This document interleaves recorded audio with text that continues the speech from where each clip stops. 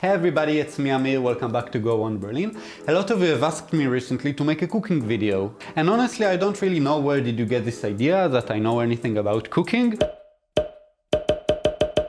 But please forget about all that. This channel is only about Berlin.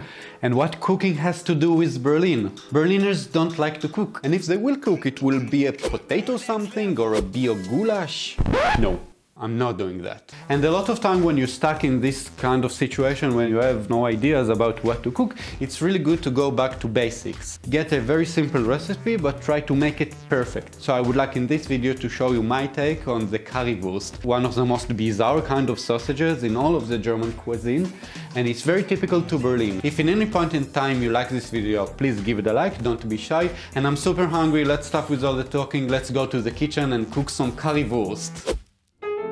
Hello, this is Chef Amir from GoOnBerlin.com with currywurst. That's right, you no longer need to be drunk on a Saturday night to enjoy this one-of-a-kind and delicious street food. As from today you will be able to make it for yourself at home. With just a few guidelines you will be able to reach a level no less than perfection. So with that, let's go ahead and get started by mixing up our very own curry tomato sauce, which honestly has nothing to do with real tomatoes or curry. For that we will need to mix a cup of ketchup, golden syrup, soy sauce, and the secret ingredient, apple mousse. That's right, not only the apple mousse will give the sauce fresh fruitiness, it's also going to enrich it with silky smooth texture, which is the quality signature of a gourmet currywurst.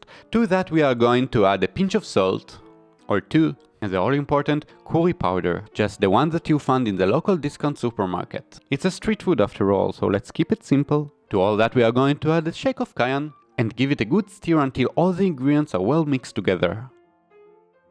And now to the star of the show, the sausage. This particular sausage made specifically for currywurst, and you can find it in every supermarket in Berlin. And what if you're not in Berlin? You must wonder if you can replace it with a different kind.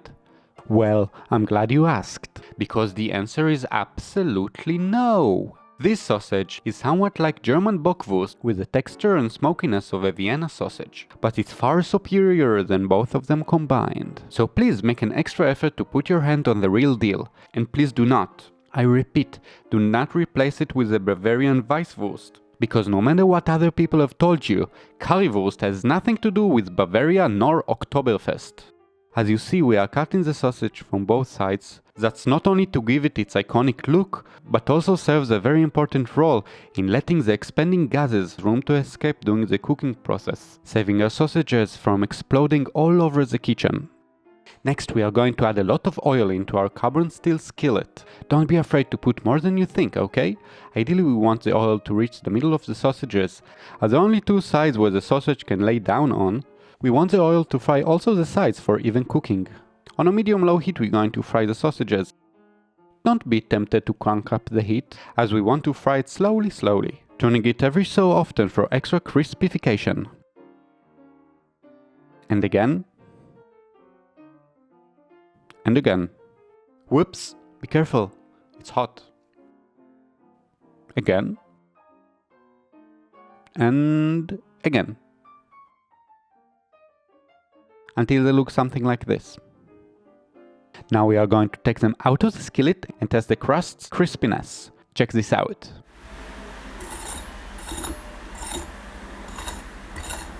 Oh yeah!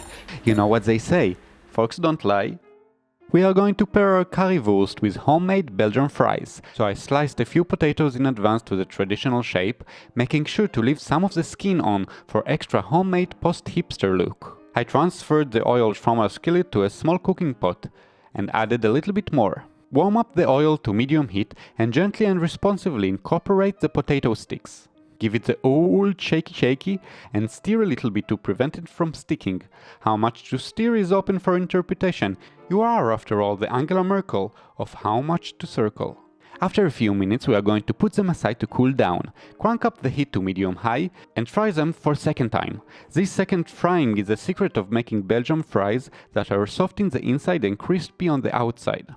After our fries are getting golden brown, we are going to dry them out as quickly as possible. Letting them absorb the oil again when cooling down is the perfect recipe for losing all the crispiness. This is also the time to season it up with a little bit of salt and check up for crispiness.